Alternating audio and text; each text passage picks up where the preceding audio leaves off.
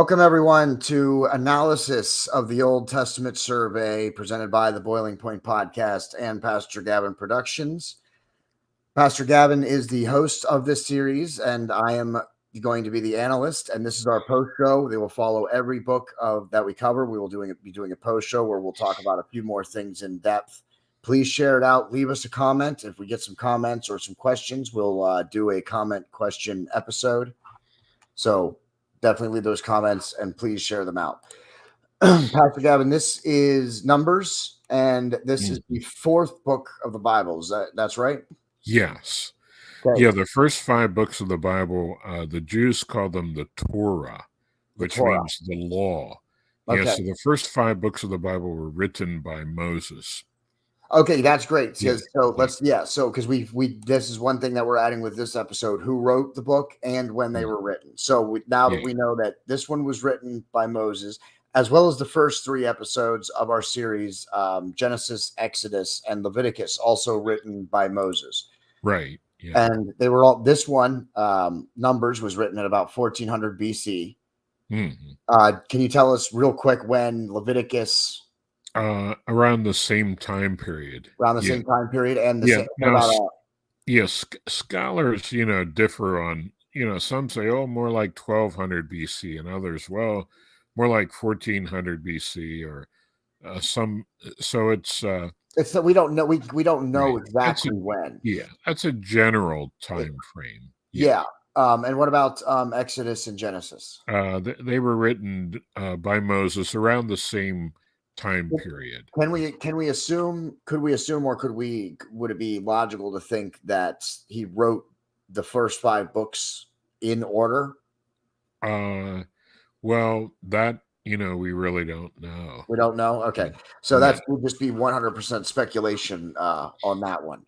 But assuming that they were written in order, they would have to be some time, you would assume that Genesis then would be the oldest book, even if it was only by a few years. Yeah, because the historical timeline, it would begin with Genesis, because that has creation. Now, we know that Moses wrote it, but there may have been portions of the early part of the book of Genesis that could have been written, maybe by Adam. I mean, some people think maybe the account of the creation was written by Adam or by Shem, and that Noah may have brought that, on the ark through the flood, and it survived, and the Lord worked it out that, that somehow Moses came into possession of that, so he could have edited, previously written books.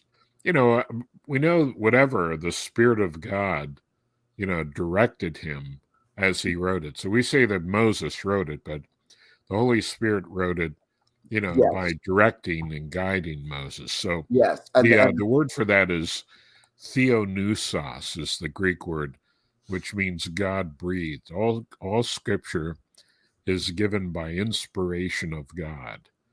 So inspiration, that means God breathed. Whenever we speaking and breathing are inextricably linked.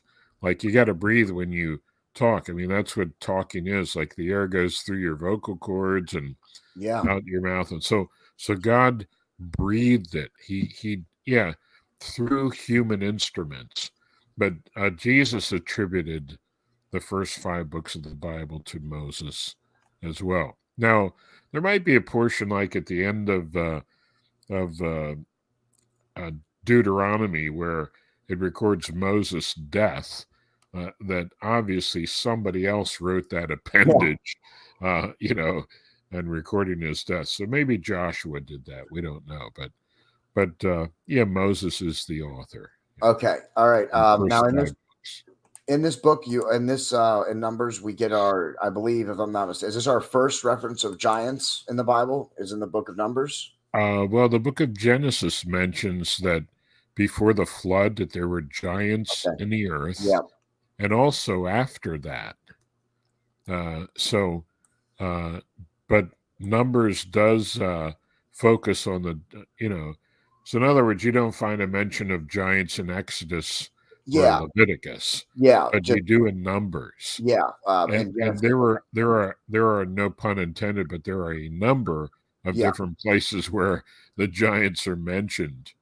Yeah. Yes, and as In, we go through in these numbers. books, that's something that I'm definitely going to be bringing up. Please check out the Boiling Point Podcast, episode 65, History of Giants in the Mountains of PA. Uncle Mark and I have a great episode about giants and their existence. So check that out. Check that episode out. Pastor Gavin, you talked about how God allowed these things to happen to the Jewish people, to the tribes. Yeah. Actually, can we name the 12 tribes? What are the 12 tribes? Do they have names? Yeah. Let me see. Reuben. Sorry, I threw a Pastor Gavin That's curveball okay. here. Yeah. I could find him here, but Reuben, Gad, Manasseh, Ephraim. Wait, I'll tell you what. I can find him. That's fine. I can vamp for a second while you look it up. So we're gonna get the names Yeah. of 12 tribes, and then I could probably give them all, but I don't want yeah, to. Like, yeah, I don't want to absolutely. give wrong. And then after this, we're going to check out. We're going to ask Pastor Gavin about why God allows some of these bad things to happen. I also encourage you to check out episode 49, a Bible conversation, in which Pastor Gavin and I talk much more about this. We're not going to spend too much on it on this after show. And since I have Here are the 12 tribes. Okay, go ahead. Okay. Reuben, Simeon, Judah, Issachar, Ephraim, Benjamin, Zebulun, Joseph, Dan, Asher, Naphtali, and Gad. Okay, so they're the 12 tribes. Yep. All right. So now we have the 12 tribes, just in case anybody out there, any of our viewers were curious. Now I wanted to ask you about God did, allowed some of these bad things to happen to the Jewish people. Why? Because of their lack of faith, specifically, is what you said. So, but why would God not show them? Why would he not just show them then to like reaffirm their faith? Why did he choose to punish them for their lack of faith instead of just showing? Because he's God, he can do it if he wanted to. Yeah. So why Good do it? question.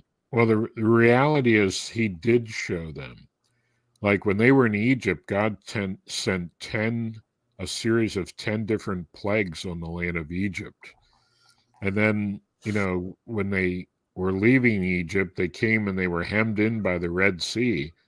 God performed a miracle and opened up the Red Sea, and they walked through on dry land. Then when the Egyptians come into the Red Sea, the sea closed back up on them. And, so the Egyptian army drowned. So, like, God showed them numerous miracles from Moses. And then they were in a wilderness, and God miraculously provided water for them. And he fed them miraculously during the 40 years with, well, the Bible calls it manna. So there was some sort of food that God would cause to fall on the ground, and they would gather it up, and it contained perfect nutrition. Now they could eat other things along with it, like they had flocks of sheep and herds of goats and cattle, so they would also eat that as well. But so God displayed his power miraculously numerous times. So he did, in fact, prove to them. Yeah. So Yeah. it was actually because he did prove it to them, and then they still chose not to believe that. Right. They were like, all right, well then you're gonna have to. Yeah. And sometimes they murmured and complained, oh, they didn't have water at first, and on one occasion, and they said, oh, did you bring us out here, Moses, to kill us with thirst? And we would have been better off to stay back and eat. They murmured and complained. Back there, we had leeks and melons and garlic and all kinds of good things, and we're sick of eating this manna. And, they murmured and complained, and God did reveal himself to them, through miraculous things. That's why they were so accountable, and why they deserved the judgment that they received on certain occasions. And there were times when God said, man, uh, I feel like just zapping all of them and wiping them out. And Moses interceded for them and said, "Lord, please be merciful to them." And Yeah. so yeah, Okay. And then I want to tell everybody check out episode 49, a Bible conversation, where Pastor Gavin and I talk a little more in depth about why God lets bad things happen to good people and why good things happen to bad people. So make sure you check out that episode as well. yeah. Um, Now let me say this. You know how I was talking about the Canaanites and how they were a very wicked, godless, evil civilization. And so God allowed the children of Israel to be instruments of judgment to conquer them. Well, I think about America. Like, I'm not talking about me and you, but our nation. Like a lot yeah. of people, they just turned their backs on God and becoming more and more ungodly and pagan.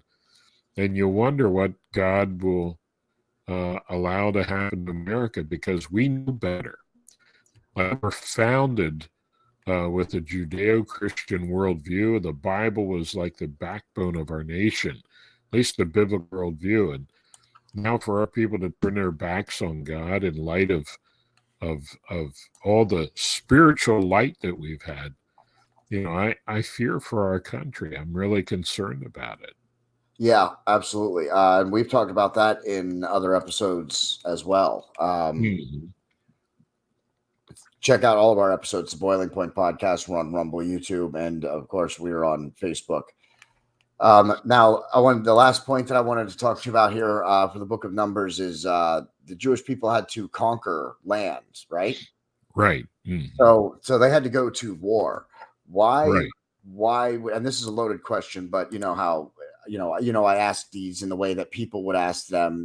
Right. Yeah. So why did God want his people to fight? Why did he want them to fight and kill people and go to war? Why did he not make another way? Or why did he intercede? Why did he make his people go to war and kill other people?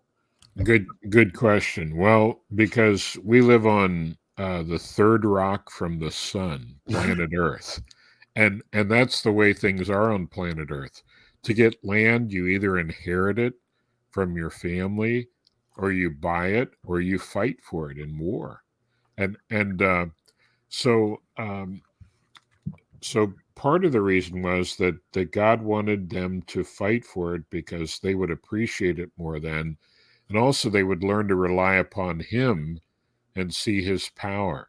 And also, as far as them being the instrument of judgment against the wicked Canaanites, that's part of it. You sin against God and you're a wicked, depraved, evil civilization, you're going to die.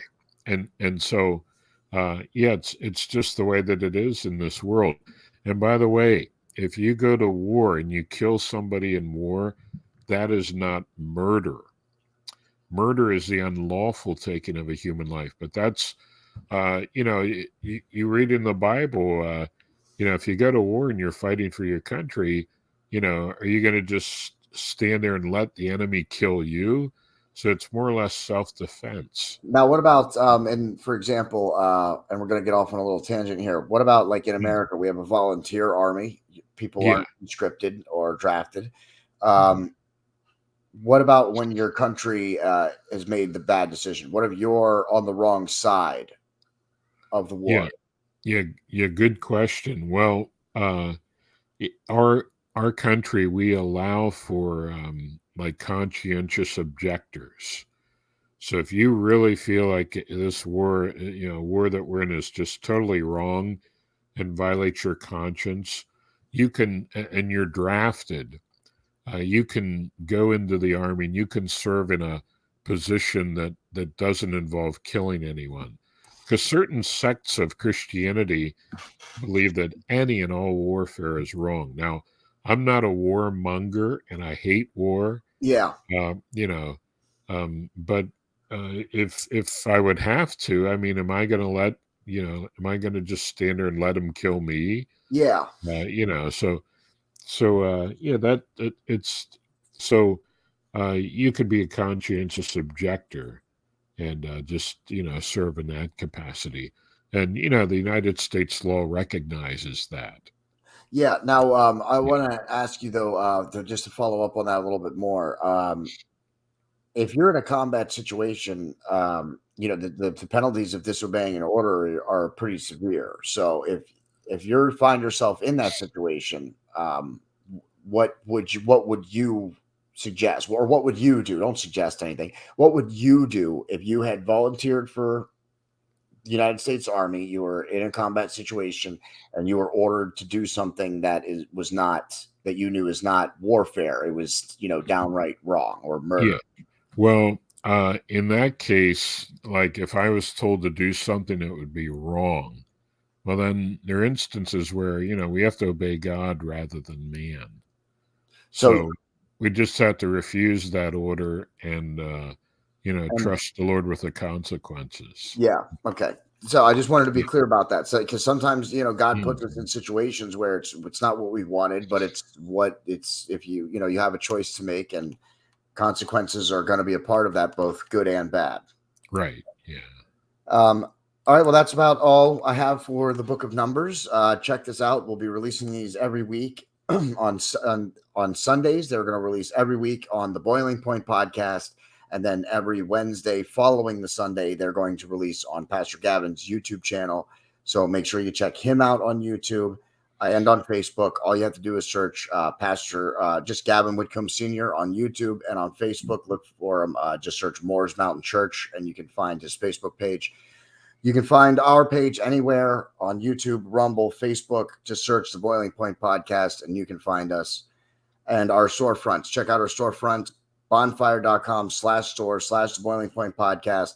I have chosen to wear the tie-dye design this evening. So pick that up from the storefront. Help support the show so that I can continue the Boiling Point podcast, and Pastor Gavin and I can also continue to make content for everybody, and share it out. Please share it out. If you can't do anything else, just share out episodes. That is what both Pastor Gavin and I both need for our channels to grow, is shares. So if you like our podcast, if you're enjoying what you're seeing, please share it out. That will help us more than anything else. Pastor Gavin, who is the host of this series, the Old Testament Survey, and I am nothing more than the analyst, JD, and Yeah. that's the Thanks end. for being with us.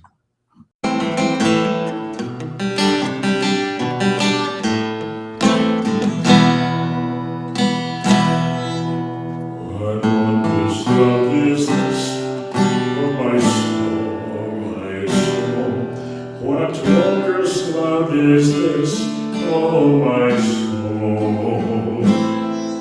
What wondrous love is this? Here comes the Lord of bliss, to bear the dreadful curse for my soul, to bear the dreadful curse.